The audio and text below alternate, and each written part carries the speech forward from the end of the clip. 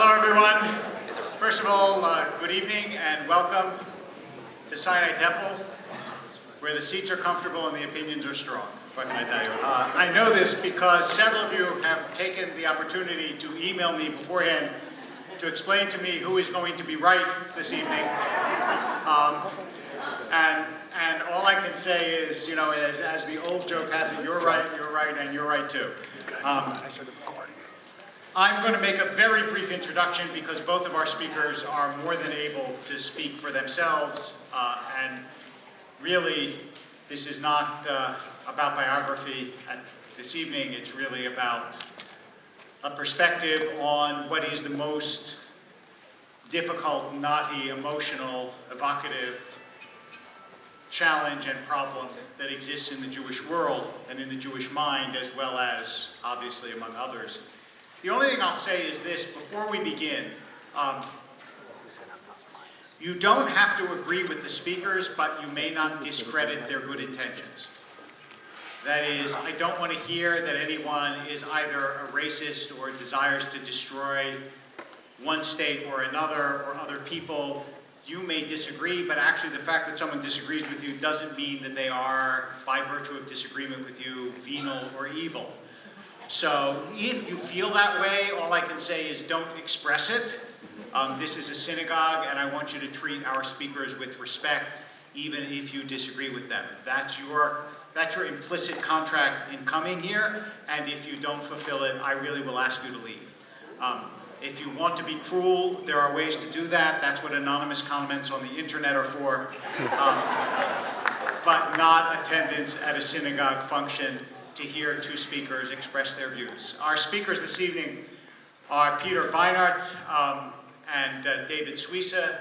David Suissa is well known to our local community, not only for his various activities in the Jewish world, but also as a columnist and publisher of the Jewish Journal. And Peter Beinart writes for the New York Review of Books, until recently for Open Zion, for the Daily Beast, and soon to be, can I say soon to be, for the Atlantic magazine. So both of them are both accomplished and able and have points of view to express, and I'm going to ask them to express them now, so please give a hand to our speakers. We begin with David Suissa.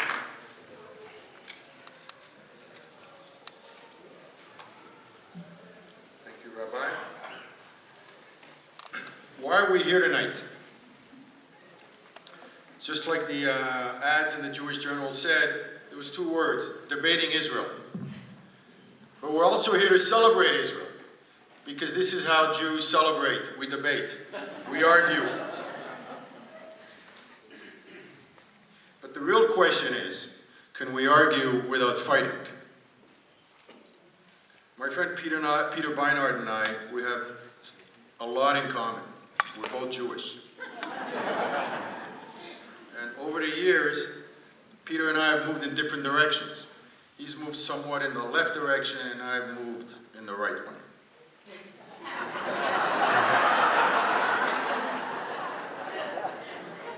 But while we have our differences, there's something I want to say up front, which is that Peter does not love peace more than I do, and I do not love Israel more than he does. That should have been an applause line. Peter and I don't just love Israel as an idea. We love Israel for what it is. We love Israel for the messy, wonderfully messy mess in progress that it is. One of my favorite anecdotes about Israel is when somebody moves from America, they hear about this great restaurant, and they call up the operator because they want the number of the restaurant. And the operator says, you don't want to go there, the food's terrible. It's not just Israel, it's mishpacha, it's our family.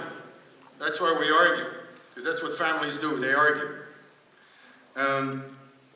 My friend Yossi Klein Alevi has this theory about why Jews fight so much. And it goes all the way back to Sinai. I'm going to read it word for word. He says, maybe it's so hard for Jews to argue rationally because we were imprinted in our formation as a people with the experience of revelation. And ever since, we're looking for that Sinai moment to clarify the world for us. We treat our partial insights, political and religious, as though they were revelations. So we're all coming down from the mountaintop with tablets. We all have revelations. I hope that's not why you came here tonight, for revelations. What you're going to see tonight are genuine differences. It's easy to get together and talk about everything we have in common, but that's boring, and you came here for a good show, and we hope to give it to you. Because when it comes to Israel, Peter and I have genuine differences in terms of our priorities. And I'm going to just outline 4 of them, and I'm sure Peter can outline a few more, and then wrap it up with a quick point, and then Peter will come up and speak. The first area that Peter and I share a difference in priority is I have a tendency to get a little more protective. When I see outrageous condemnations, over-the-top discrimination, when I see the abuse that Israel receives in international forums, it brings out the protective in me. When I see how the United Nations has condemned Israel on an annual basis more than it does the 16 top human rights violators in the world, it outrages me when I see how we're abused consistently by an unfair world. When I see the worldwide movement to demonize and boycott Israel. When I see accusations that Israel is committing genocide, harvesting Palestinian organs for profit, sterilizing black women, shooting children in cold blood. When I go on college campuses and see Israel accused of being modern-day Nazis, it brings out the protective in me. Just imagine you have a boy, and that boy is a bad boy. He's a tough guy. He doesn't do well in school. One day you go pick him up from school, and you see 10 kids beating him up. What's your reaction? Well, I hate the fact that he's getting beat up. I don't think it's fair. I think it's wrong. However, look, this kid needs to shape up, and he needs to improve himself. Is that the reaction, or is the reaction, he's a bad kid, he does a lot of bad things, but he doesn't deserve this? Is the reaction, enough, dayenu, stop it? That's my reaction.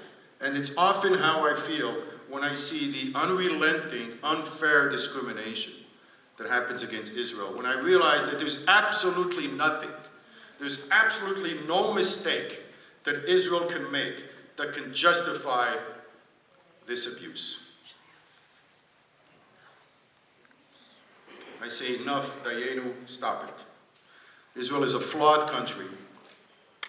Israel is far from perfect, but nothing it does justifies the abuse. Peter and I probably don't disagree on some of these facts, by the way. Where we do disagree is how we react to it. And my reaction is, I have a priority, and the priority is to push back. And I'd like to see more Jews push back. I see the value in pushing back. I got an email yesterday from a friend of mine, Hillel Newer, who was here a couple of years ago. He runs UN Watch in Geneva. And I don't know if you heard, but after years, they finally accepted Israel in one of the groups in the Human Rights Council in Geneva. And this is what he wrote to me. After 20 years of discrimination, Israel just got accepted into a regional group at the Human Rights Council in Geneva. Since our founding 20 years ago, UN Watch has fought tirelessly for Israel's admission in hundreds of diplomatic meetings in Geneva, as well as with officials in Paris, New York, Washington, and elsewhere. UN Watch authored the definitive legal brief on this issue, organized a global petition campaign, sending hundreds of messages to the EU's Catherine Ashton, and made the case in hundreds of UN statements, op-eds, and public speeches. Pushing back works. Even if you're a leftist who loves Palestinians and who loves to criticize Israel, there's value in pushing back. Pushing back against the lies is a liberal value, not just a conservative one that I happen to have. I make it a priority. My friend Peter doesn't. Our second area of difference is how we perceive the Palestinians. Peter uses the traditional name for the Palestinians. He calls them Palestinians. But they've been saying no to Israel for so long that I prefer calling them the Palestinos. Has any people in the history of humanity said no more often than the Palestinos? Seriously. They're the Picassos of no. They've been saying no for so long that we've started to quietly take it for granted and accept it. We've been the enablers of these no's because Palestinians are far from stupid. They've learned just keep saying no and the price goes up. The more no's they give, the more concessions they get. 20 years ago, Thomas Friedman, when he was talking about a Palestinian state, he had the number 60 to 70% of the West Bank, Judea and Samaria. Yitzhak Rabin, in his very last speech in the Knesset, didn't even talk about a Palestinian state. It was something less than a Palestinian state. The more no's the Palestinians have done over the years, the higher the price has gotten. Unfortunately, while they say no to compromise, they don't say no to glorifying terrorists and teaching Jew hatred. Our peace partner himself, Mahmoud Abbas, he's the same man who denies any Jewish connection to Jerusalem. He keeps reiterating this commitment to virtually no compromise. I want to ask you a question. How many of you have ever heard of a genuine public peace offer from the Palestinians? Not a maximalist one. A genuine public peace offer, raise your hands. Okay. 2. It's amazing. It's the first 2 I've had. I've asked this question. 3. Baruch Hashem. 3 is a good number. Okay, and they keep going up. I've asked this question to thousands of people. Ask again would be 10. I will. It's the Jewish way. And you would think that if the Palestinians had made a genuine public peace offer, you would think a lot more hands would have come up. You would think it would be big news. And yet it's not.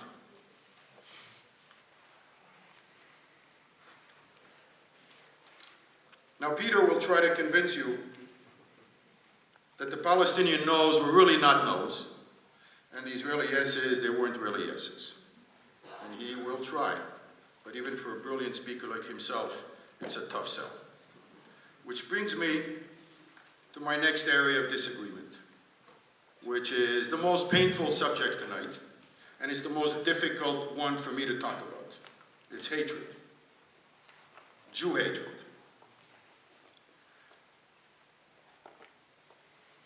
The reason it's difficult for me to talk about Jew hatred is because I don't want to believe it. I confess that the utter faith I have for the hatred that our enemy has for the Jews informs a lot of my views. Personally, I'm a peace lover, I'm a peace junkie. For people who know me, they know me that I hate confrontation. So this is not easy for me to say. At its core, this is a hatred not for what Israel does or what Jews do, it's a hatred for what Jews are. And I cringe as I say this. And if I'm proved wrong tomorrow, I'll be the happiest guy here. I was at a mosque last Sunday, and the prayers in the mosque brought me back to the prayers of my synagogue growing up in Morocco, in an Arab country. I was in a refugee camp in Ramallah. I'm part of an interfaith initiative with the Muslims. I believe that every human being is created in the image of God. We're all the same children of God, Arabs and Muslims and Christians. We're all created in the image of God, and Arabs and Jews and Muslims have the same father, Abraham. Nobody is born with hatred. They have to learn it. I don't demonize Arabs, and I don't demonize Muslims. In fact, one of my dreams is to have a spiritual peace summit in Casablanca next year. Inshallah, it will happen. Because what happened is we've allowed the peace process to be taken over by politicians. And they've turned it into plumbing. Like going into a toilet and say, if we can only fix this here and fix this there, then the toilet will flush and it'll work. It's a lot more complicated than that kind of a problem. The conflict with the Palestinians has very deep emotional undertone. It's not just a political conflict. And one of the things I'd like to do is bring God back into the picture. Because the problem is so deep that it needs something deep to address it. It's a lot more than where we put the borders. Here's what I said at the mosque last Sunday. I said, as a parent, one of the worst things that can happen to a parent is when they see their children fight. And one of the best things that can happen to a parent is when they see the children get along. And we're the children of God. And I spoke in front of the whole group of Jews and Muslims, and I said, if we can bring so much pleasure to God by showing him that his children are getting along, then isn't that worth making a tremendous sacrifice? Whatever the sacrifice means. If for the Muslims or the Palestinians or the Arabs, however you want to define the other side, if for that side it means that they should recognize a Jewish connection to the land, they should recognize the Israeli narrative, they should recognize the Jewish narrative, and so forth, and all those things we always preach. And if from our end, we should recognize the Palestinian narrative, and the pain that they've endured, and why they call it the Nakba, then why not? A mutual recognition of narratives. That's the end of the rainbow. And until that happens, it's hard for me to imagine that peace can genuinely come to the Middle East. When I look at all this peace process that's happened for so long, and it's failed for so long, I think of a building that's got hummus in the foundation. And we're talking about what to do on the second floor. It can't stand. The foundation is mutual recognition. Now, having said all of that, the idea of Jew hatred is a very deep idea. And despite my desire not to hear the message, it's hard for me to avoid it. So when I read the Hamas Charter, and I see that it's calling for the killing of Jews and the destruction of Israel, how should I respond? When I see that before the creation of the State of Israel, before 1948, the great leader, one of the great leaders of the Palestinians, Haj Amin al-Husseini, this is exactly what he wrote. Our fundamental condition, this is after he consulted with Hitler, our fundamental condition for cooperating with Germany was a free hand to eradicate every last Jew from Palestine and the Arab world. How should I respond when I see things like this? This is decades before the first settlement, before there was any hint of an occupation. Should I just ignore it and say, well, now more than ever, I need to work on myself and become a better person? I've said more than once that peace is not a goal, it's a result. It's a result of education. You know, and I said it 15 years ago and everybody laughed because they said, David, we have no time to wait. Time is of the essence. We have no time to wait for education. Well, it's 15 years later, and instead of peace now, we have war now. Many years ago, I was sitting with Dennis Ross, and I asked him what his biggest regret was with the peace process, and if any of you probably know, there are very few people in this world that have spent more time on the peace process than Dennis Ross. And he said, my biggest regret is that we did not enforce the anti-incitement clause in Oslo. And I thought to myself, that's it. That's everything. Anti-incitement means you should teach peace to your people. You should teach coexistence to your people. How can you have a society that's marinated in Jew hatred, and then one day you come to them, oh, by the way, all these people that we've told you to hate so much, we're going to make peace with them. That's the hummus in the foundation. How can you do that? You're guaranteeing failure when you teach hatred.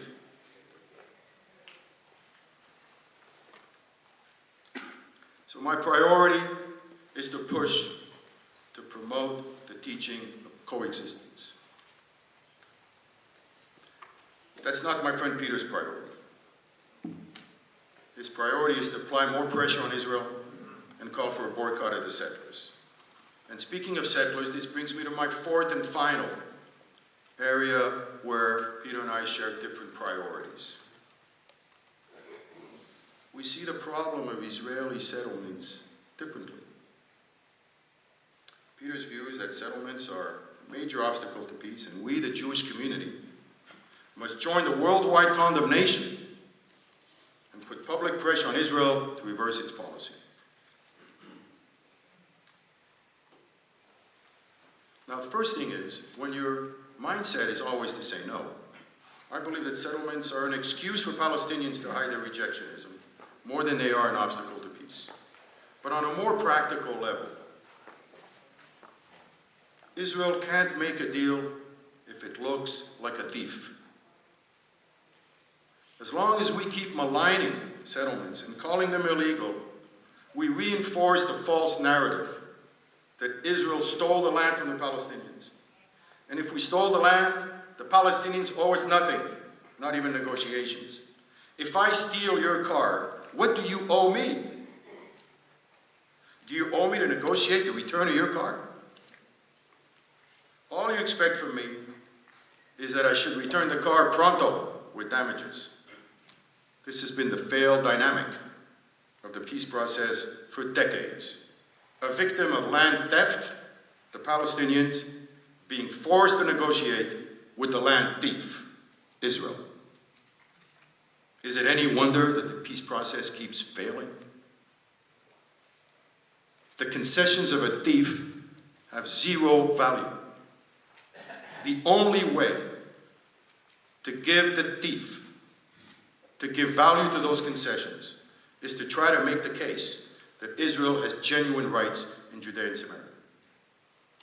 Rights that go back to binding international agreements that have never been nullified. Rights that even date to the Oslo Accords, which said nothing about illegal settlements or stopping Israel from building in Judea and Samaria. Of course, much of the world disagrees. But since when are Jews afraid to take on the world and stand up for their rights? You can call the settlements stupid. You can call them strategically short-sighted. You can even call them immoral. But the minute you call them illegal, you are reinforcing the narrative that Israel is a land thief. And that's how you undermine the peace process. Because nobody likes to negotiate with a thief. Now, Peter will remind us that the settler population in the territories has dramatically increased over the years. And this is absolutely true. But why should that stop a deal? It's not as if Israel doesn't know how to dismantle settlements and evacuate land for the sake of peace. In fact, since the Six-Day War, Israel has already given up over 90% of the land it captured in 1967. In 1979, it gave to Egypt the entire Sinai Peninsula. In 1994, it yielded more land when it signed a peace treaty with Jordan. In 2000, Israel withdrew from its security zone in southern Lebanon, and in 2005, it withdrew entirely from the Gaza Strip, evacuating more than 8,000 Jews from their homes. I don't have to tell anyone what happened after Israel left Gaza. Put it this way. They didn't start building the Gaza Riviera. They launched about 8,000 terror missiles onto Jewish civilians, and that's about 1 terror missile per Jew evacuated. I guess if your charter calls for the destruction of the Jews, it shouldn't be too surprising. But the key point I want to make is this. Israel has already demonstrated its ability and willingness to take major risks for peace and to make painful sacrifices for peace. Let's just look at one final example. Israel's last Prime Minister, Ehud Olmert.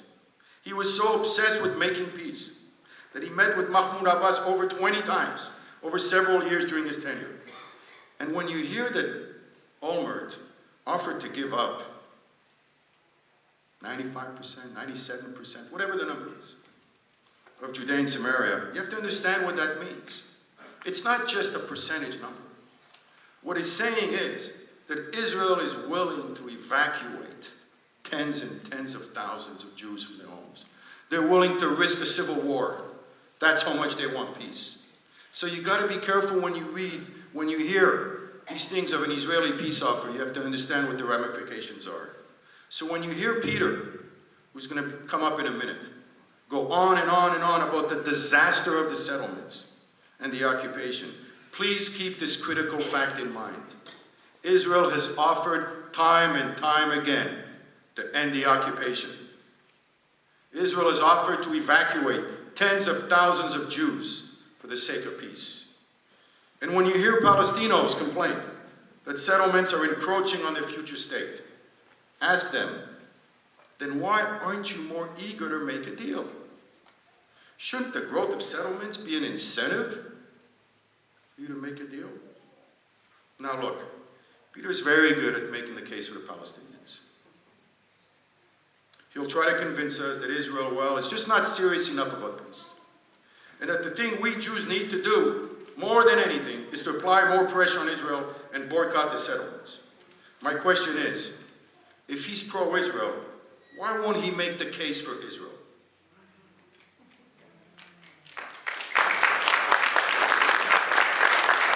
Now that for sure was an applause line. Because the whole world is already making the case for the Palestinians. And if Jews don't make the case for Israel, who will? So if you'll allow me, let me summarize quickly our 4 areas where our priorities differ. First, I tend to be a little more protective on Israel.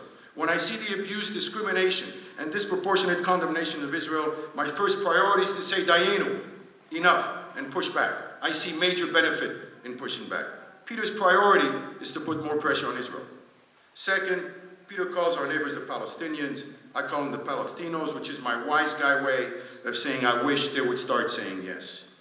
So my priority is to put more pressure on the Palestinians to begin saying yes to peace. Peter's priority is to put more pressure on Israel. Third, I believe the promotion of Jew hatred is the decisive, if not the biggest obstacle to peace, and that we must focus our efforts on the education of peace. Peter's priority is to put more pressure on Israel. And 4, we see the problems of settlements differently. My priority is to push back against the accusation that Israel is a land thief, because I believe that will improve the chances of making a deal. Peter's priority is to push for a boycott of the settlements. I will end with one last idea. You've probably seen a pattern by now. Peter puts a greater priority on pressuring Israel. I put a greater priority on pushing back against an unfair world. And look, if I thought putting more pressure on Israel would help us, bring us closer to peace, I'd be the first one in line. But I've seen the exact opposite happen. Israel already puts plenty of pressure on itself, and needless to say, the world puts more than enough pressure on Israel. I'm not saying we should stop rebuking Israel. You can never shut a Jew's mouth up. It's impossible. No one can shut a Jew up. What I am saying is that if you really care about outcomes, then you'll consider putting a bigger priority on pushing back, on fighting the lies, on fighting the discrimination, on fighting the abuse against Israel, on pressuring our neighbors to teach peace and make more concessions for peace. Peter will talk romantically about how Israel so often falls short of the great Zionist and liberal ideals, and how that hurts him, and I believe him. Israel is a messy country. It's been hardened by decades of hostility. It's been burned time and time again by its attempts to make peace. If you judge them now, it doesn't look like they're running for peace, I admit that. But is it fair to judge them now, after they've been burned for so long?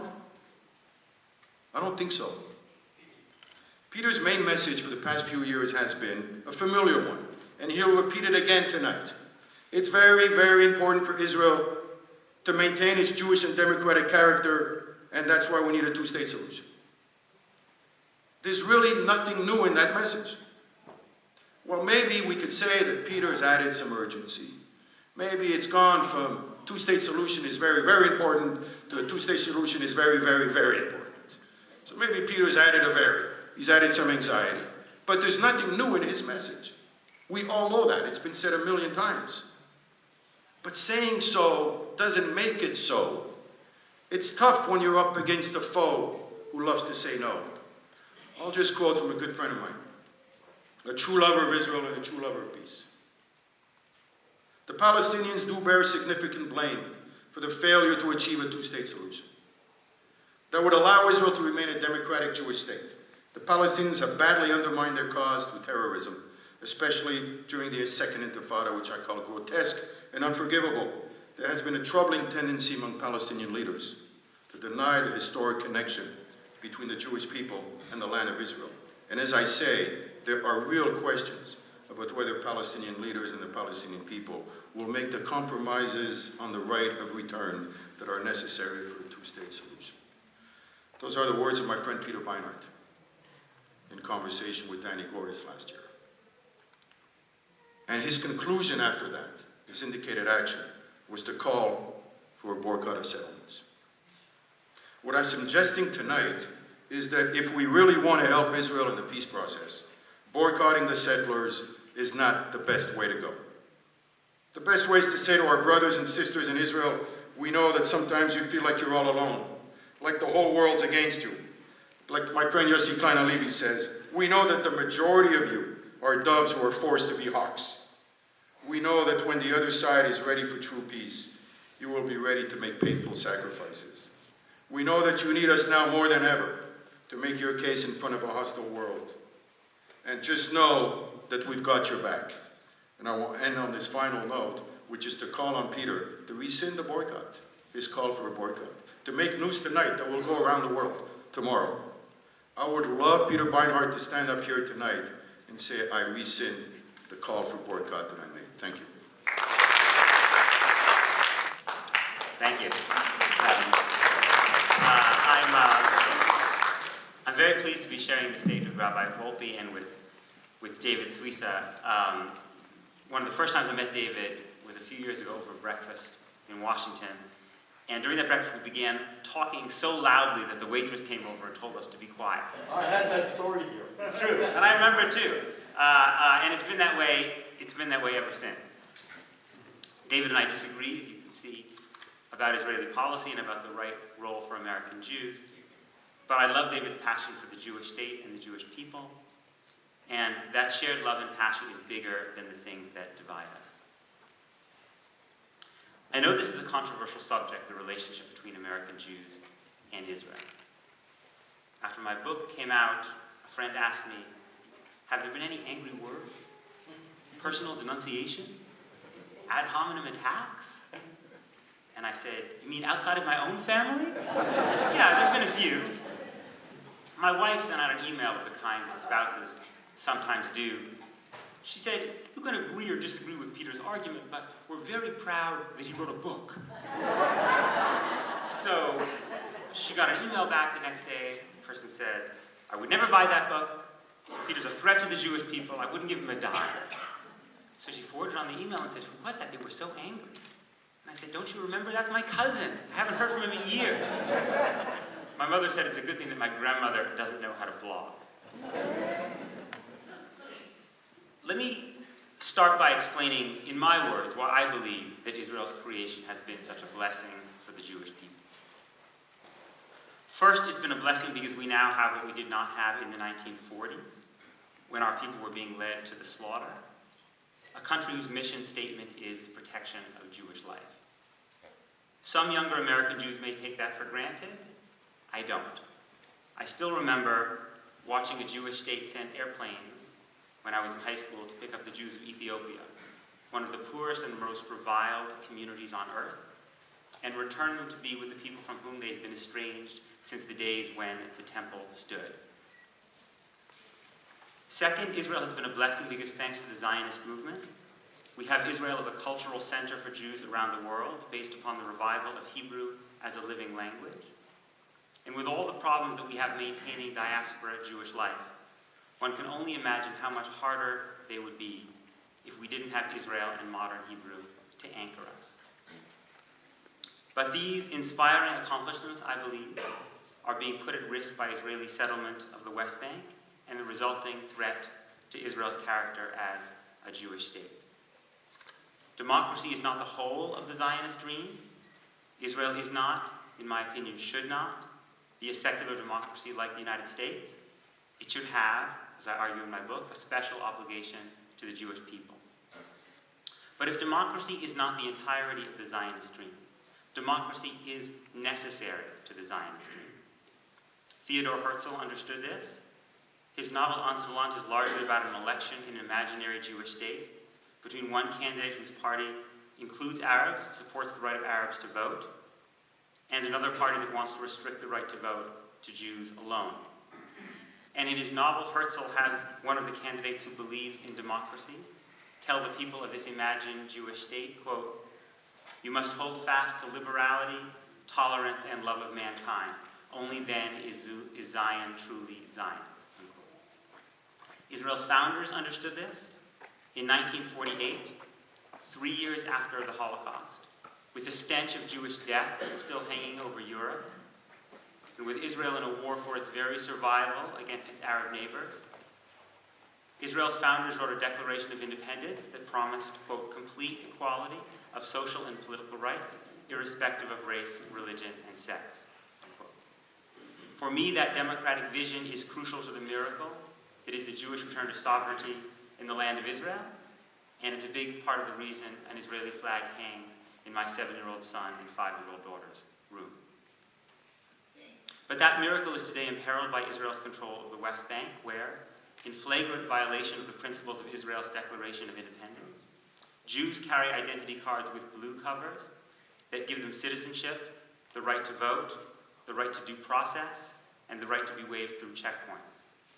West Bank Palestinians, by contrast, carry identity cards with green or orange covers that deny them citizenship in any state, deny them the right to vote for the government of any state, and severely restrict their travel. Those cards place them under the jurisdiction of military courts, where evidence is largely secret, where people are often held for months or even years without trial, and where, according to an investigation by the Israeli newspaper Haaretz, more than 99% of those tried in 2010 were convicted. Between 2005 and 2010, according to the Israeli human rights group B'Tselem, 835 Palestinian minors, teenagers, were brought before military courts in the West Bank on charges of stone throwing. 835. One was found innocent. This is not to say that Jews who live in the West Bank are bad people. They're not bad people. They're mostly people who moved to the West Bank because the Israeli government made it cheaper for them to live there. And it's not to say that Jews should not be able to live in the West Bank, a place where, according to Jewish tradition, our patriarchs and matriarchs are laid to rest. As it happens, I'm currently studying the book of Breshit with my daughter, and the book of Shoftim with my son. I don't need any reminders about the historical importance of the West Bank to the Jewish people. The problem is not that Jews live in the West Bank. I believe that Jews should be able to live there, either as equal citizens in land annexed to Israel in a peace agreement, or as equal citizens in a Palestinian state. The problem is that today the West Bank is a place where, contrary to the majestic vision of Israel's founders, citizenship is ethnically based, where Jews and Palestinians live under a different law. And as David Ben-Gurion warned, if Israel makes permanent its occupation of the West Bank, it will eventually be forced to choose between its Jewish and democratic characters. It will invite Palestinians into a one-state struggle that Israel cannot win, because its efforts to maintain itself as a non-democratic Jewish state will make it a pariah in the world. That's what former Prime Ministers Ehud Olmert and Ehud Barak meant when they both warned in the last 5 years of a potential apartheid future and a South Africa-style struggle for the character of the one state between the Jordan River and the Mediterranean Sea.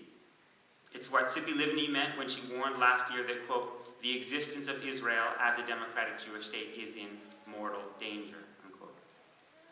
I want to be very clear. I'm glad that David quoted me on this, because I say it every time. I believe the Palestinians do bear significant blame for the failure to achieve the two-state solution that would allow Israel to remain a democratic Jewish state. The Palestinians have badly undermined their cause through the terrorism that I call in my book grotesque and unforgivable. There is a troubling Palestinian tendency to deny the historic connection between the Jewish people and the land of Israel.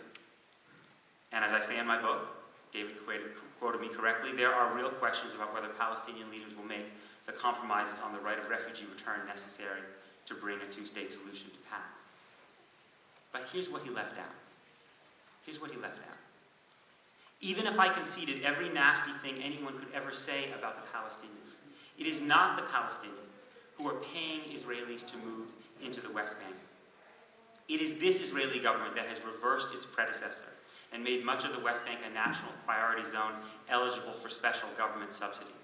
Last year, a report in the business supplement of the Israeli newspaper Yediot Ahronot noted that the settlements receive 70% more money per capita than do cities and towns inside the Green Line, and that the most heavily subsidized community in the state of Israel is the Jewish settlement in Hebron, which receives 7 times as much money per person as does the large, poor city of Beersheba in the Negev.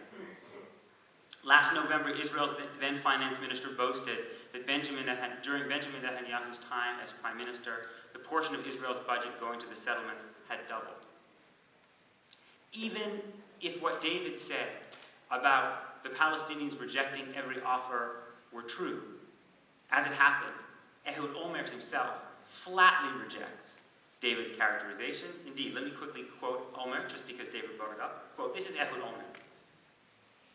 The Palestinians never rejected my offers, and even if on the 1000th time there are people who are going to try to say that they rejected my offers, the reality was otherwise. They didn't accept them, and there's a difference. They didn't accept them because the negotiations weren't concluded. They were on the verge of conclusion. The gaps were very small. We had already reached the very last final stretch. It's true, Olmert made an offer of a 6.5% land swap. A very important, very, very brave and important offer from the Israeli perspective. The Palestinians made an offer of a 1.9% land swap.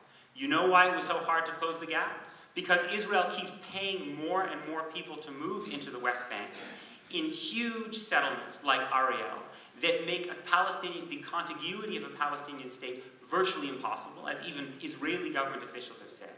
And that's a big part of the reason that there was a gap between Olmert's offer and Abbas's offer. So it's not enough to say that Israel will get a handle on settlement growth when the Palestinians finally decide to live in peace in a two-state solution. Because by supporting settlement growth, you're pushing Palestinians in exactly the direction we don't want them to go. Every time Israel subsidizes more Israelis to move to the West Bank, we make those Palestinian leaders who will reluctantly, I underscore reluctantly, accept Israel's right to exist, and who are today cooperating against terrorism, as Israel's own defense officials say Mahmoud Abbas is doing, we make them look like fools. And every time Israel makes it harder to build a viable Palestinian state, we make Hezbollah and Hamas stronger. We don't know whether Palestinians will ultimately make the concessions necessary to bring a two-state solution to pass. But we can be darn sure they won't make those concessions if they won't even get a viable Palestinian state in return. So even if you don't believe that a Palestinian state is possible tomorrow, you have, in my opinion, an obligation to try to stop the settlement subsidies that will soon foreclose the possibility of a state, ever. I'm sure we'll talk a lot tonight about security, as we should. But I want to make one thing very, very clear, because I'm a protector of Israel as well. Subsidizing settlement growth does not enhance Israeli security. Subsidizing settlement growth endangers Israeli security. That's why every former head of the Mossad and Shin Bet, Israel's external and internal security services, who has publicly spoken in recent years, and every former head of the Israeli Defense Forces except one, publicly favors a Palestinian state near the 1967 line. If you don't believe me, watch The Gatekeepers, the recent documentary composed of interviews with 6 former heads of the Mossad. Believe me, their comments about Israeli policy in the West Bank are more damning than anything I will say tonight.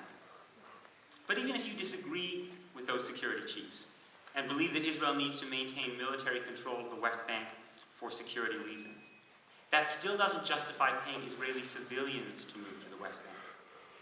After all, if the Arab countries were, God forbid, to invade Israel again, having remote civilian settlements scattered throughout the West Bank would be a security nightmare for the Israel Defense Forces. I want to end by quoting one of Israel's foremost experts on the settlements, Ariel Sharon advisor Talia Sasson, who said recently that, quote, "If you continue to build settlements in the West Bank, you are placing the destiny of Israel as the national homeland of the Jewish people in the hands of the Palestinian people," unquote.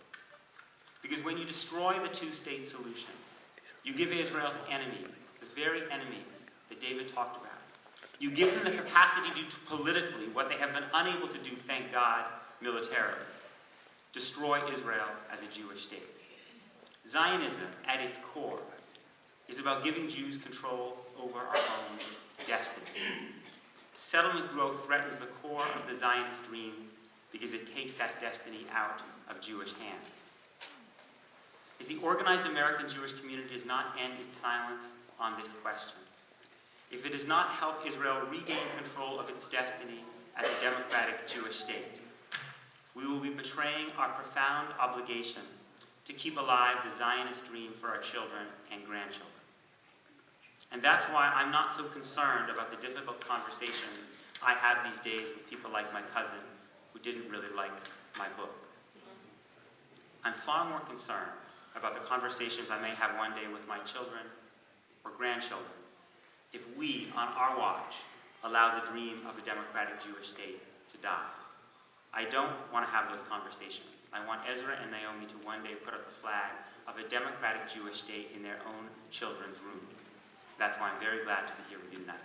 Thank you.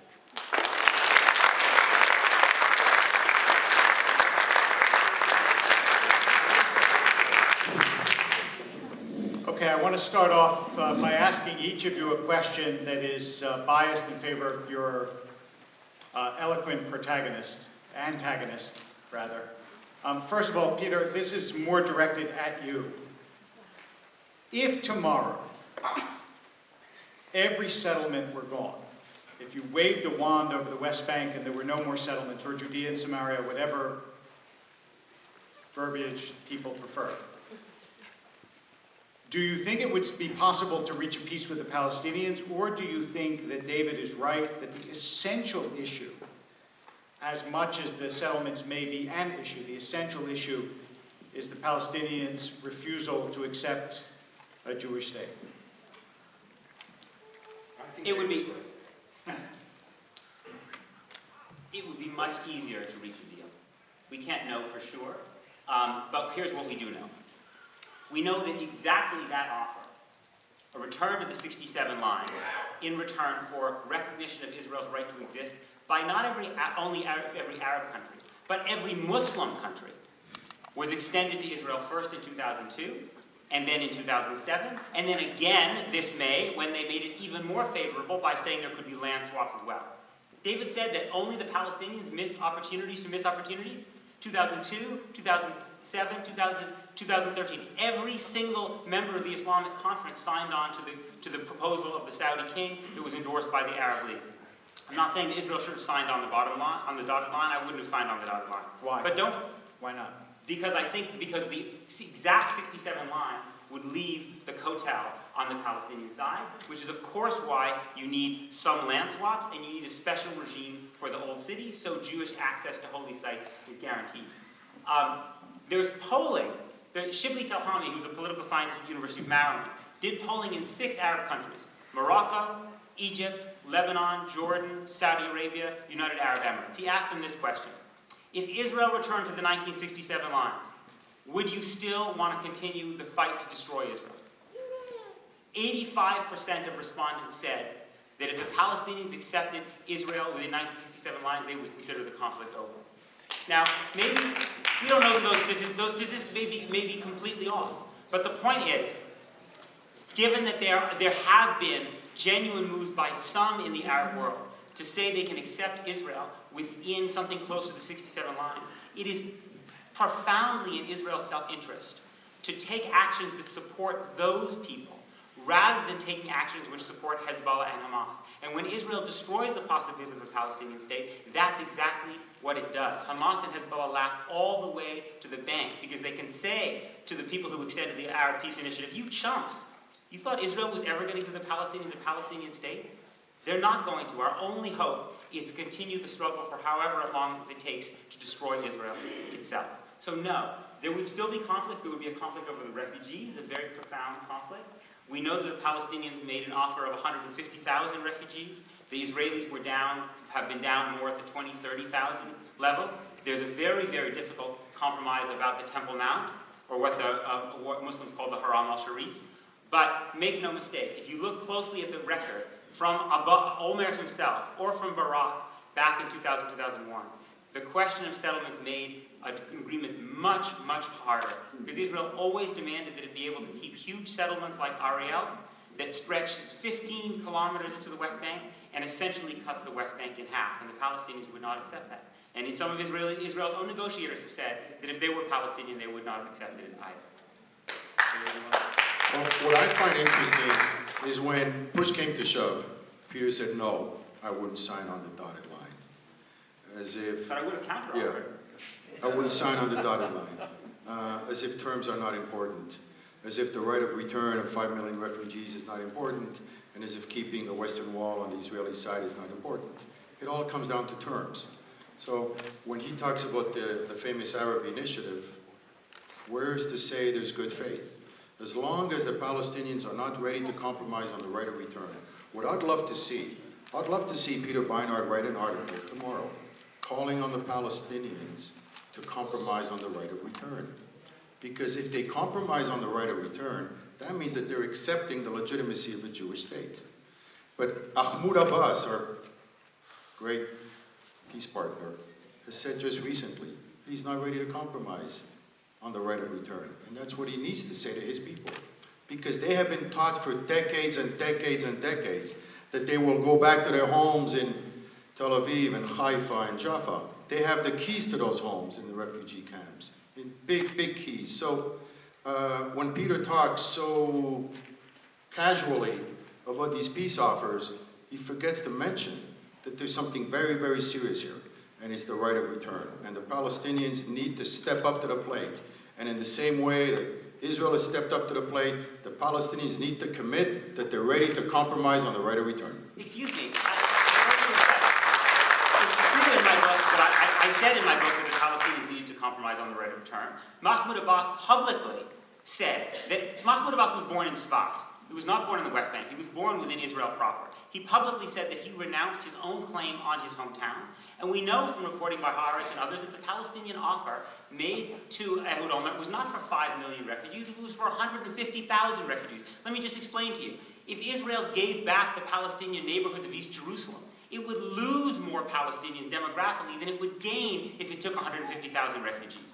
So the suggestion that you're making that the Palestinian claim on refugees is completely absolute just doesn't square with what we know from the historical record. Right, but what I find absolutely fascinating, and I love Peter, he's my friend. What I find absolutely fascinating with Peter is that he pulls out these things that nobody has heard about. Nobody. And I keep asking him, send me the freaking article. I read everything. And all of a sudden now there's an offer on the table for 150,000 Palestinian refugees. Now, has anybody here read that article? Well, hold on. Wait. Hold on. Wait. Stop. First of all, comments from the floor at the moment, I'm going to hold off. Second, do you really think that it is a legitimate demonstration of the facts of the case to take an audience and say, have you heard of it? The only reason I say that is because you all sound pretty knowledgeable.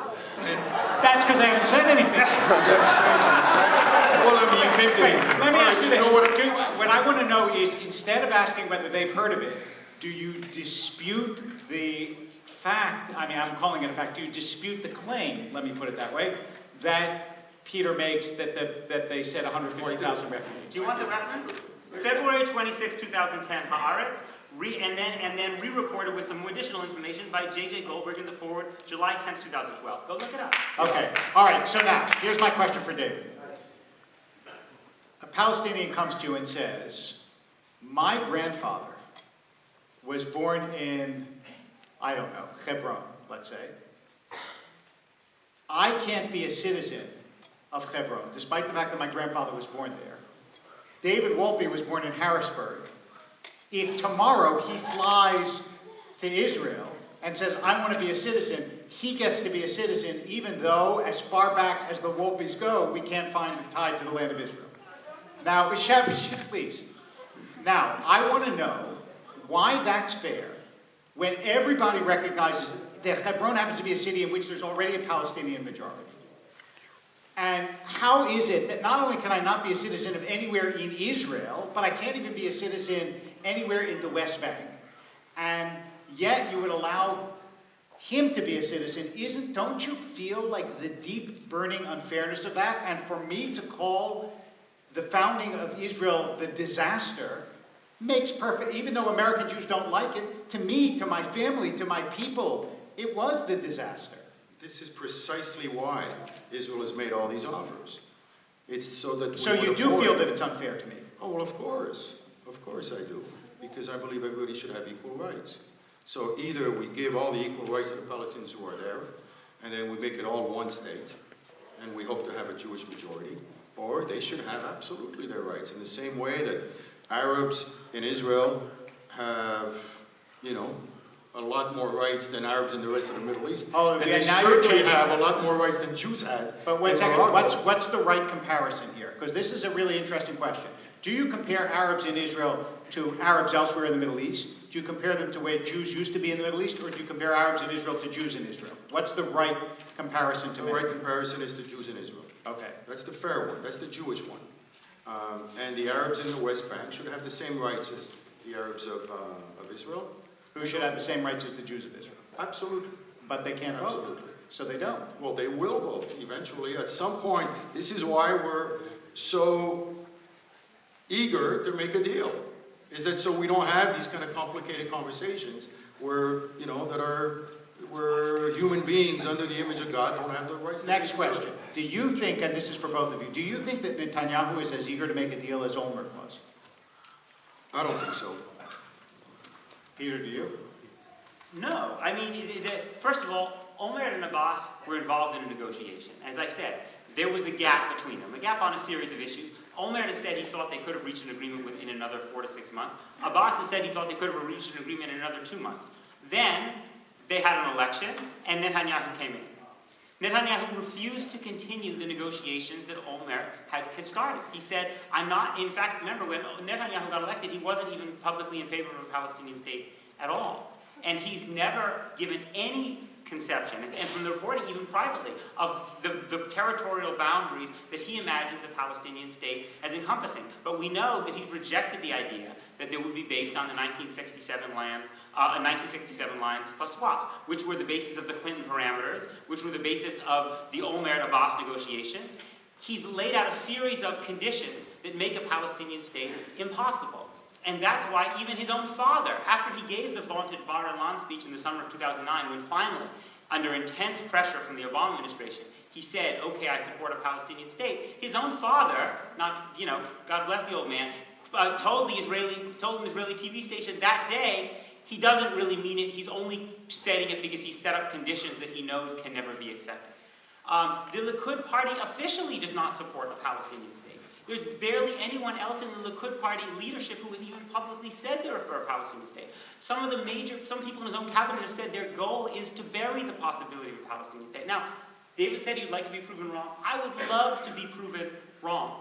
And I believe there have been Israeli leaders, like Olmert, who have made really powerful, really important efforts. But unfortunately, so far, Benjamin Netanyahu is not one of them. I'm apparently the only person up here that likes to be proven right.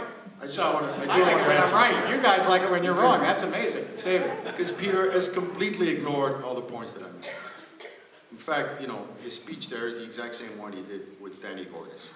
And I think it's almost the same one he did last year at our debate. And all the points that I made were completely ignored. What point in particular would you like him to answer? First of all, the point that the foundation of peace is to teach peace. And that if you teach people hatred, you can't Okay, have so peace. let me frame it this way. That's Peter, one. in your heart of hearts, what percentage of the Palestinian people do you believe would, if it were possible to destroy Israel, seek to destroy Israel? If Palestinians could snap their fingers and have Israel never be created, 100% of them would do that. In my experience. Very good. Scott, wait, you don't have your chance. You came actually to listen, remember? To listen. That's not the right question. There are plenty of Jews who, if they could snap their fingers, would have wished that Hashem would have made it so that the entire land of Israel could have only been occupied by Jews. What many Palestinians will say is that Israel's creation was for them, as you said, a catastrophe. But Israel is not going anywhere. That they have sacrificed generation after generation in wars to defeat it that have cost them more than they've cost Israel. And so although it's painful and tragic for them, just like it's painful and tragic for many Jews, including myself, by the way, to give up biblically important places like Hebron and Shechem and Beit Lechem, that they will make that deal so that their children will not grow up like them, people with no passport, people with no right to vote, people living under military law, people who can't even go to visit their mother in another village without going through the checkpoint of an occupying army.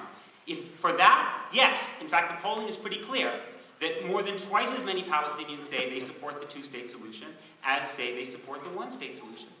But unfortunately, most Palestinians don't believe that Israel will ever offer them a viable state because they have watched as the settler population has tripled since the early 1990s, and in which the land on which they would build a state has been more and more built up by massive infrastructure that seems to their mind very unlikely to be removed. Well, Peter is just proving my point. Exactly as I predicted, he's an amazing lawyer for the Palestinians. He's really, really good at making the case for the Palestinians. And my question is, why won't he make the case for Israel? If he's pro-Israel, why won't he make the case for Israel? He keeps saying that Israel is making mistakes, Israel is screwing up in the territories, it's horrible what Bibi thinks, it's horrible what Israel does in the territories. Why won't he talk about the Palestinians? Do you want to say in any other way besides victims? Because his philosophy only reinforces the victimhood and the victimology of the Palestinians, which I think has been a real part of the failure of the peace process. Peter's approach has been the approach that has failed the peace process. His approach has been put pressure on Israel, and his approach has been an absolute, utter failure. I said in my book and tonight and every single time I spoke that the Palestinian terrorism is abominable and has badly undermined the Palestinian national movement and is a moral crime. I said that there has been a Palestinian tendency not to accept it. I mean, how many more times do I have to say it? I've said it, I say it again and again and again. But I am not interested in saying that everything is great in Israel. Nobody said that. No, but David, you are not taking any responsibility for the reality that continued subsidies of settlement growth, which make a Palestinian state impossible, leave us with only one alternative, which is a one-state struggle that the Palestinians will ultimately win because Israel cannot maintain itself permanently as a non-democratic Jewish state. When your own former prime ministers, Omer and Abbas, have said that will be an apartheid state, you think the BDS movement is bad now? Once Israel has become the apartheid state that Omer and Barak warned that it will become, it will be game over in terms of our ability to safeguard Israel and pass it on to the next generation. So no, I'm not going to simply say that everything is great here. For me, the best possible thing I can do for the state of Israel is to fight for its survival. And the brilliance of the people who created the State of Israel was to recognize that the future of the Zionist project and the future of democracy was intertwined. They were going to live together or they were going to die together. And I want them to live together. David, do you think there's any downside to the settlements? You know, of course, and I said that earlier, but my point is that he's completely ignored, is that the more you malign settlements, the more you turn Israel into a land thief. And he has completely ignored that point. He hasn't said anything about it. Because if Israel is a land thief, then the Palestinians owe us nothing. There was no negotiation.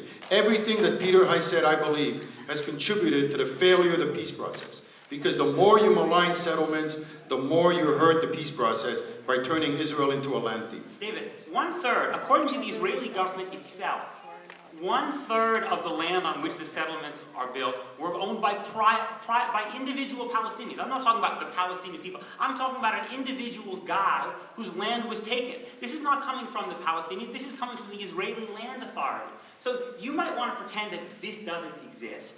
But it did happen, it does exist, and it is part of the reason that the possibility of creating a two-state solution that allows Israel to survive is being undermined. I'm glad you brought up the land authority, because I think this is an absolutely crucial point. Let him finish speaking. I'm done. Go ahead.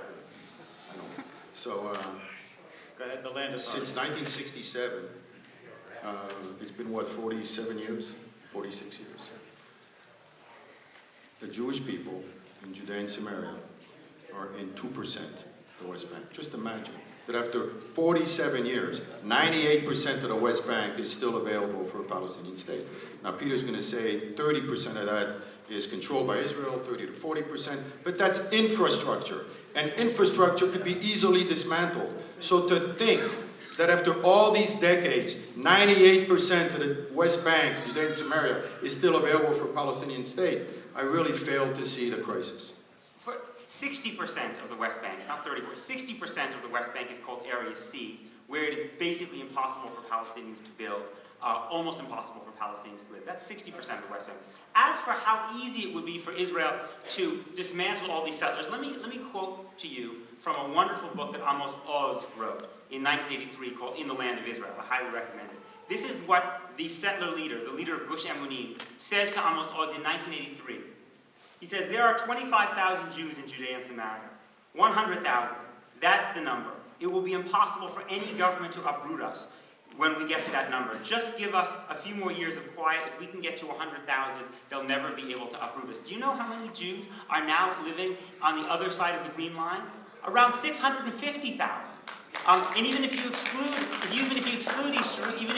East Jerusalem, it's 300,000 or 400,000. I said, if they want to live them, Ken and Hara, I've got no problem with them living there whatsoever. The problem is when you live when you create a de facto second state of Israel, where only Jews have democratic rights, where Palestinians live under military law. Just understand what happens if a Palestinian and a Jew get into a fight in the West Bank. The Jew goes before a civil court with full due process. The Palestinian goes before a military court where the prosecution rate is 99%. That is a betrayal of the dream that Israel was built upon, and it's a grave threat to Israel's survival. And the idea that Israel can dismantle this easily has been negated by the very fact that Israel, forget dismantling settlements, Israel hasn't even been able to stop the settlement subsidies that continue to fuel settlement growth. I want to ask you one question, Peter. If the Palestinians tomorrow came up publicly with a genuine peace offer to Israel, they made it in public, if they went to the Knesset and made a genuine peace offer, based on either the Clinton parameters or the Olmert plan, do you believe that Israel will be ready to make the painful sacrifices that are required for that peace? Yes or no? Yes or no? Not under this government, absolutely not. I'm talking about the Israeli people. We've seen this movie, David. Right. I already said this. So you're every saying, single Arab government offered every single... No, you didn't listen to what I said. I'm talking about Anwar Sadat. I'm talking about a Palestinian leader coming to the Knesset and making that kind of an offer. Do you think that Israel would be ready to make the painful sacrifice for peace? There are some Israeli leaders who would be willing to. This Israeli leader has not been willing to. When Mahmoud Abbas, you and I agree the refugee question is central to the difficulty of resolving this problem. When Mahmoud Abbas got on the radio and said, I, as someone born in Sfat, renounce my right to Sfat. You can have it. I have no claim to go there. Which was something that all the Palestinians heard too. A very dangerous thing for a Palestinian leader to say, precisely because, as you correctly said, the idea of the right of refugee return has been so important to Palestinians. Benjamin Netanyahu said, it's not important. This is why Yuval Diskin, who was the head of Shin Bet under Bibi for several years, has been tearing his hair out about the fact that this Israeli government has not been responding to any of the measures the Palestinians are taking. So you're saying... Just reinforces Hamas's argument that Israel will never allow... All right, I'm going to let you ask questions, but I warn you that if you go for more than 30 seconds on your question, I'm going to cut you off and ask your question for you. So no speeches. Yes, in the back. Go ahead. So my question is, David, as I'm guessing what you're saying is that we have to wait for the Palestinians to come with a legitimate offer, essentially, before we... Go ahead. Just go ahead and ask your question. So if that's the case, and then at the same token you say that they will have the right to vote at some point, isn't it in their best interest to not give an offer? To just say, let's wait this out another generation until we're 60-40 population. Right. Then, okay, so given the demographics, does it not make sense for the Palestinians to not actually make a peace agreement and to just keep reproducing until they're a majority? I think it's a really good point. I've said this before, it's like the more they hear that the occupation is going to destroy Israel, the more incentive they have to just keep it so that they will destroy Israel. So I think it's a really good point. Yeah, but there's one problem with that. And again, I think this is also part of the problem about the way we tend to talk about Palestinians is that they're not actual living human beings. The reason that a lot of Palestinians, even though in their ideal world they would love to go back to Jaffa and Haifa and have Israel never been created, the reason a lot of Palestinians will still accept the idea of a Palestinian state is because they are suffering so much. Because they are suffering so much. They're watching their children and their parents suffer so much. I have a friend named Mayzoon Zaid.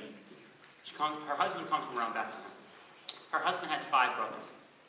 Every single one of them has been shot by the IDF. Now, I think the IDF is a wonderful institution. I get very emotionally connected to the IDF. But Palestinians are suffering terribly.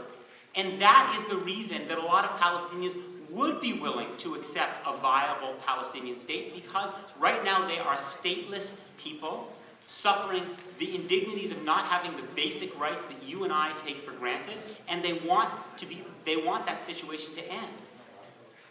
Let me ask a quick question nobody has asked. What would you say the odds are that in 3 years Iran will have a nuclear bomb? Curiously, I didn't ask you, but thank you for your opinion.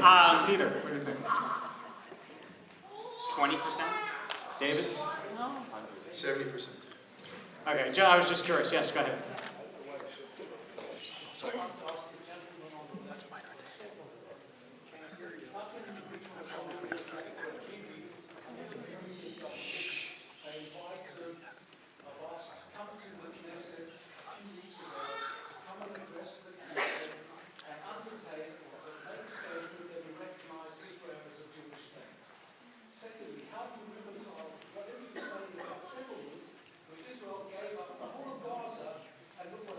Okay, so 2 questions. 2 questions, let me just repeat them. One, how do you reconcile the idea that Bibi asked Abbas to come to the Knesset and say recognizes Israel as a Jewish state? And second, how can you ask them to dismantle settlements in the West Bank? Look what happened when they evacuated Gaza. Go ahead. Let me talk about the Gaza thing first, because I think it's very important. First of all, it's very important to understand, although this may be something that's not popular to say here, that according to the United States government, Israel remains the occupying power in Gaza. Now, how can that possibly be, right? Because there are no more settlers there. Well, why is that? Because Israel controls access to Gaza by air, land, and sea, except for the Rafah checkpoint in Egypt. So if the United States were to set up a perimeter around Canada and say you can't get into Canada by air, land, and sea except with our permission, we would be occupying Canada. The reason that the Gaza analogy is so flawed is, David gave a whole list of withdrawals. He said Egypt, Jordan, Gaza. You know what the important difference between Jordan and Egypt and Gaza is? There was no peace agreement in Gaza. The Palestinians would never have accepted a peace agreement along those terms. Israel did it unilaterally. When Israel has actually made peace agreements, as it did with Jordan and Egypt, they have held for decades and decades now. Even though a lot of people in Egypt and Jordan, I don't need to tell you, don't like Israel very much. The Egyptians even elected Mohammed Morsi, a Muslim Brotherhood candidate, the worst possible person from Israel's point of view, and the peace agreement still held. He didn't even withdraw his ambassador from Israel during the Gaza war that took place a couple of years ago. Israel's history with unilateral withdrawals has been terrible. Israel's history with peace agreements has been really good. Like now, Oslo. Oslo was not a peace agreement. It was the beginning of a negotiating process. By the way, it was the beginning of a negotiating process in which the Palestinians accepted Israel's right to exist, in return merely for Israel accepting the Palestinian Liberation Organization, the PLO, as the legitimate spokespeople for the Palestinian people. So when Israel has signed final agreements with its neighbors, they've held. As for the question of Jewish state, I think it would be very easy to solve the question of the Palestinians recognizing Israel as a Jewish state. You would simply need to say that it was with no prejudice towards the rights of the non-Jews living in Israel, because that is essentially this, and you would have to make it clear that that is not the Palestinians giving up on refugee return. The refugee issue has to be settled separately. It's also worth noting that, by the way, that Egypt and Jordan never accepted Israel as a Jewish state when they made the peace agreement. As far as we knew up until a couple of years ago, the United States did not recognize Israel as a Jewish state. Israel is a Jewish state. It can call itself whatever it wants. The problem with demanding that Palestinians recognize simply Israel as a Jewish state is because the Arab-Israeli citizens don't want the Palestinian leadership to accept Israel as a Jewish state, because they believe that implies that they do not have equal rights in Israel. You can solve that problem by saying that Israel is a Jewish state without prejudice to the rights of its non-Jewish population. Okay, let's take more questions. Oh, boy. Larry. Yeah, go ahead, in the back. Go ahead. I've heard you both say that it's not going to happen under Netanyahu. So who's next? Who's coming down the pipe? Okay, so who after Netanyahu? Who's next and who might? Do this deal. Let's see. Go ahead. Oh, if Anwar Sadat came back to life? He still wouldn't be Prime Minister of Israel. Yeah, I think for me, as I said earlier, I think what's more important is who's going to be the leader on the other side. But as far as Israel, I think Tommy Lapid is probably the... Yair Lapid, yeah. He's there too. He's with his Anwar. father. Right. Yeah. Okay. You know, what I think is so interesting is that the most important political opposition in Israel when it comes to the Palestinians, and actually on Iran too, in the past 2 or 3 years, hasn't come from politicians. It's come from professional security men. It's come from people like Meir Dagan, who ran Mossad, and Yuval Diskin, who ran Shin Bet, both of whom are saying that Bibi's policies are leading Israel down the path to destruction. I truly hope that one of those guys, like Dagan or Diskin or Ephraim Halevi, there are a lot of them actually, who cut their teeth working in doing the hard work of Israeli security, would enter politics and say, not just because we're bleeding heart liberals, but for the sake of Israeli security, for the sake of Israel's future, we cannot continue to take policies that are ultimately going to lead to our destruction. Okay, go ahead. Yeah. What can or should the U.S. do in terms of getting involved in these talks? Great question. What can or should the U.S. do in terms of getting involved? Well, they're getting involved a lot now. I mean, just today, John Kerry, made some security proposals to both sides, and according to Haaretz, the Palestinian refused it. So he's doing the best he can, but I think it's going to go nowhere. I think we're just going to go back to that same cycle of rejectionism. Unless Peter thinks otherwise, I just don't see this peace process leading to peace. Do you? I think it's unlikely. I think that the two parties are too far apart at this point. Benjamin Netanyahu has said that in any deal, Israel can't divide Jerusalem. It has to keep control over the Jordan Valley, and it has to keep all of the settlement blocks, and Palestinians have to accept Israel as a Jewish state. It's worth noting that all of those demands violate the Clinton parameters of December 2000. From what we know about the Palestinian offer, which was a couple of years ago, the Palestinians were proposing a 1.9% land swap, Jewish control over all the Jewish neighborhoods of East Jerusalem, international troops in the Jordan Valley, and as I said, a land swap of about 1.9%. So there's a big gap between those two. I hope it could be closed, but it's important to understand that Netanyahu is a mile away from where Olmert was when Olmert left office. Olmert and the Palestinians were close enough that you could have reached a deal. Netanyahu has moved so far from Olmert that it's much harder.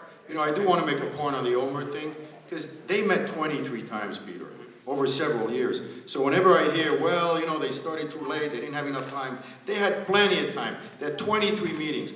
If Mahmoud Abbas really wanted to have a Palestinian state, and if he really wanted to make a deal, he would have made a deal with Olmert. Why was he required to accept Olmert's offer? I don't understand this. At least to make a counteroffer. He made a counteroffer. I told you what it was. It's a 1.9% land swap. Olmert wanted 6.5% because he wanted to include Ariel.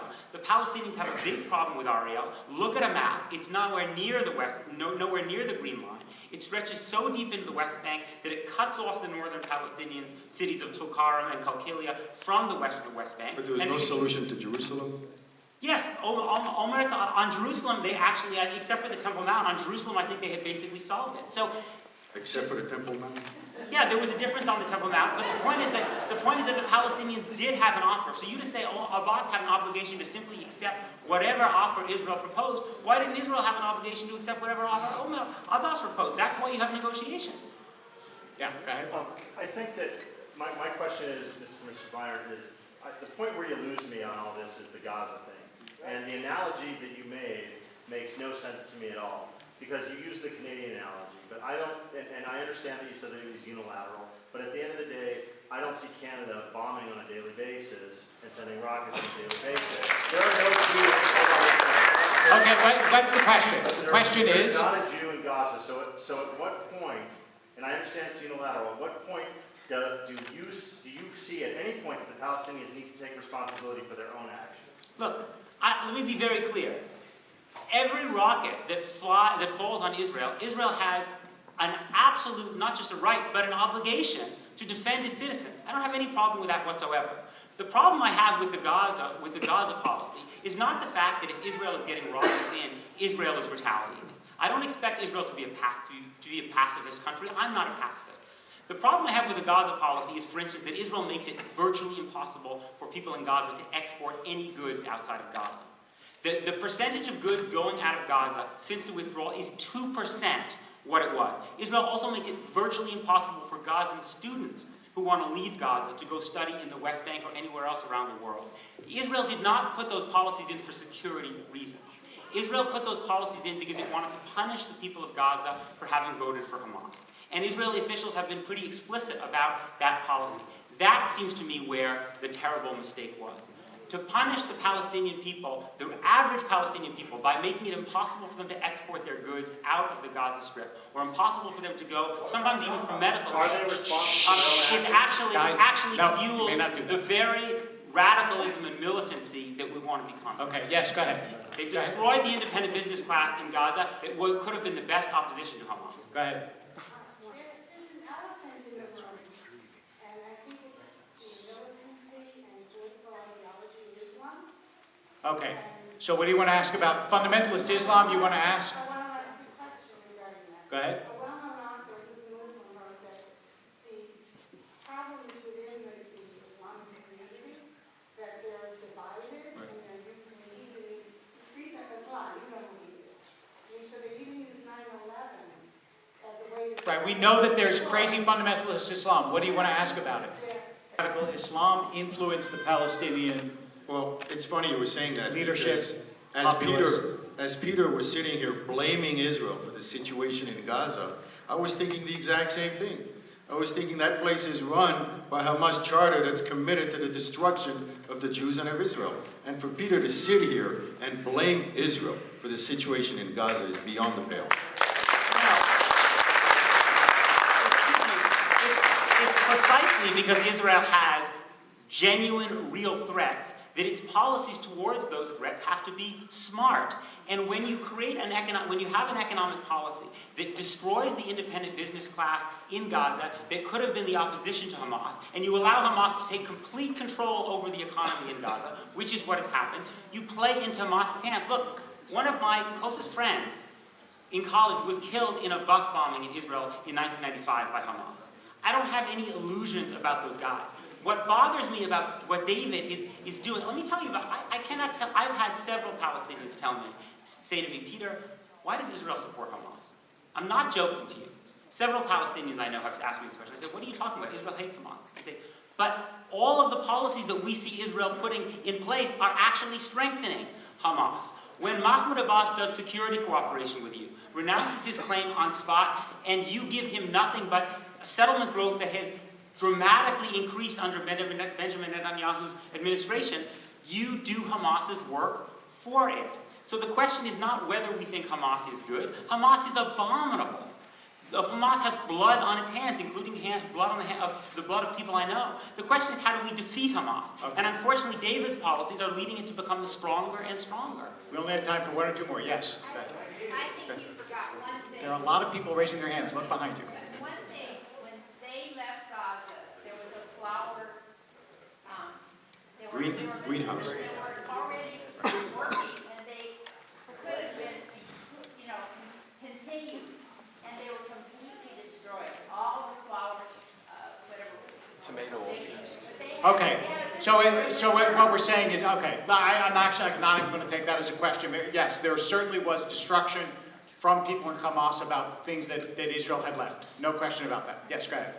Even if you're correct, David, that 98% of the West Bank is still available to the Palestinians.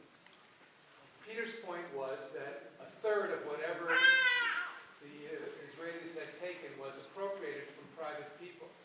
So even if that's a third of 2%, isn't that undercut the moral standing of the Israeli government with regard to, I think that's the point he was making. Does it undercut the moral standing of the Israeli authority that they took land from private people? Oh, I don't disagree with you, Mitch, at all on that. That's why I think my biggest point I made tonight is that Israel offered to end the occupation time and time again. And I think it's very patronizing and insulting to the Palestinians when we don't hold them accountable. And everything that has come out of Peter's mouth tonight has reinforced the Palestinians as poor victims. It's insulting and patronizing that we hold them to a lower standard. Go ahead. Yeah, go ahead. I'd say no one who spends any time with Palestinians would buy that for a second. That Palestine, when you actually acknowledge the suffering that Palestinians exist and the fundamental inequity of living alongside people who have basic rights that you don't have because you happen to be the wrong religion, you know what you do? You actually build a human connection with people. I'm actually going to ask, I want to ask a question. How many of you have had conversations with members of the IDF? Raise your hand. How many of you have had conversations with Palestinians who live in the West Bank or Gaza? Raise your hand. A lot fewer. Yes, go ahead. As a matter of fact, I was a member of IDF, so I was... Okay. But did you talk to anyone else? I had a lot of conversation with my fellow soldiers about very important issues that I want to ask David, and also I want to hear Peter's response. It's the moral issue. I was spending over a year in the West Bank as an infantry soldier, and we engaged in a pretty abusive action against civilians, which had nothing to do with Israeli security. We just had the power, including stealing land and private money, which I saw by my own eyes. And when I came to the United States, I wanted to hear, because I knew that Jews in the United States have very strong moral values. They believe very strongly in democracy. You have to give a question. Okay. What I want to know is, I read your column many times in The Jewish That's not a Journal. question. What's the question? the question is, why there never in your narrative ever discussions about those abuses? Okay. Why don't you talk about the abusive? Why don't you talk about the abuses of human rights of the IDF? Okay. All right. You have asked. Why haven't you? Why don't you talk about the abuses that the IDF soldiers themselves talk about of Palestinians? Because I don't have evidence. Because I have read the manuals and the IDF, and every army is going to have its crazies. He brought up the gatekeepers. You know, I wrote a column on the gatekeepers. And I also read, we talked earlier tonight with Peter and David, on Moshe Halberstal and the guidelines and the moral guidelines of the IDF. They have one of the strongest moral character and moral guidelines of any army in the world. And you can give me your email address and I'll send it to you.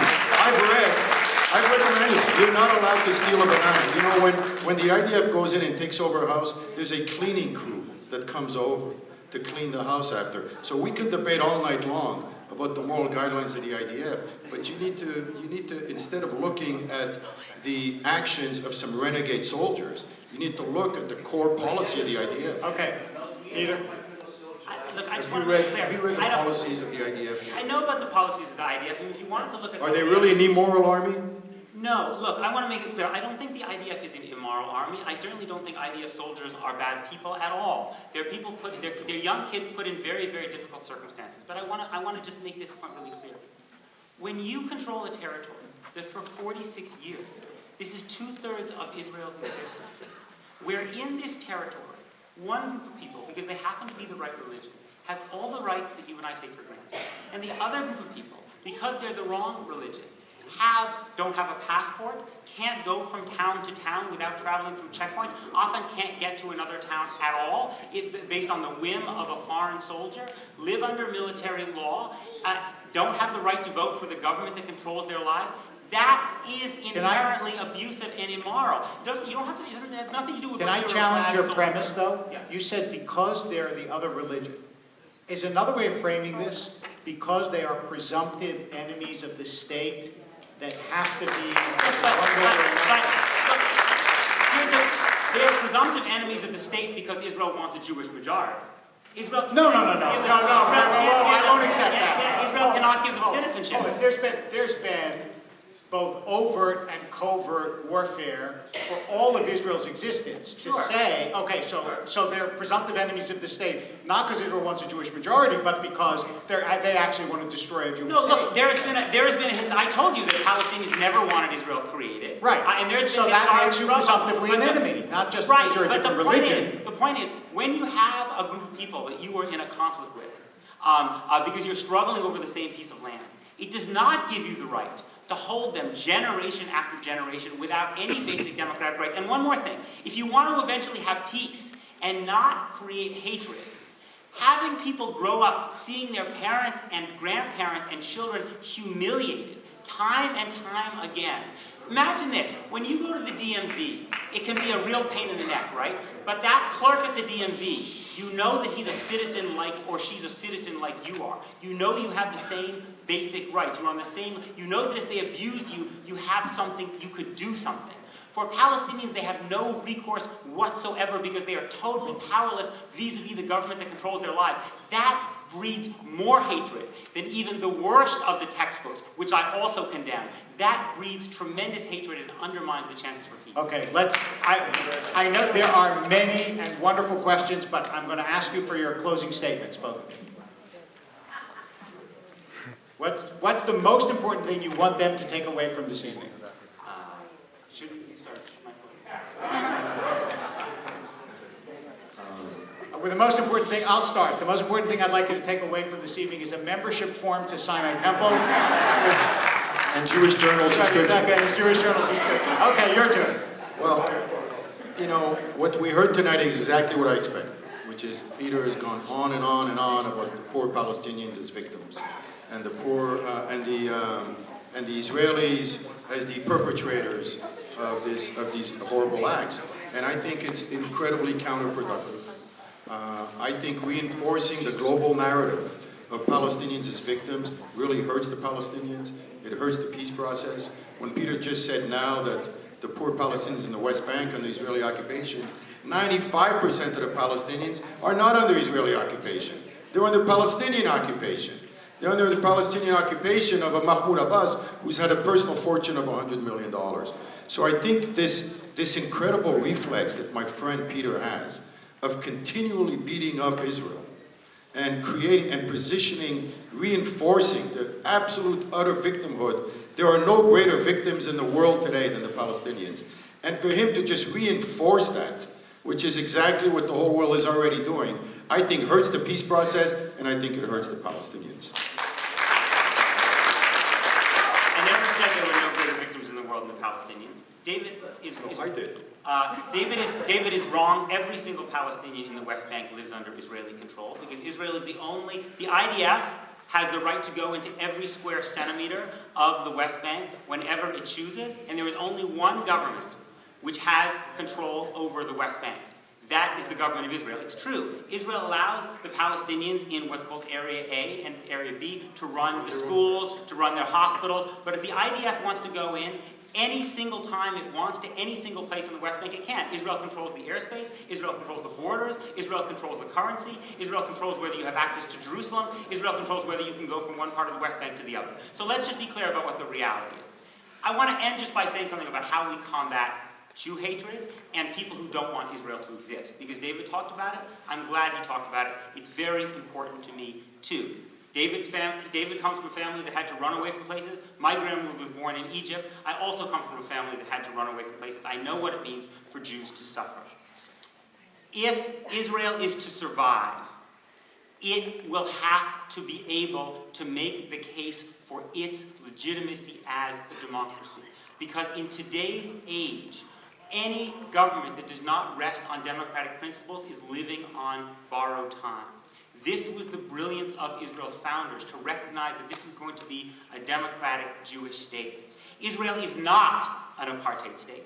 But if Israel takes permanent control over millions and millions of people who are permanently barred from all the basic rights that you and I take for granted, and its own prime ministers have said that that becomes an apartheid state, then Israel has no chance of defeating the people around the world who want its destruction.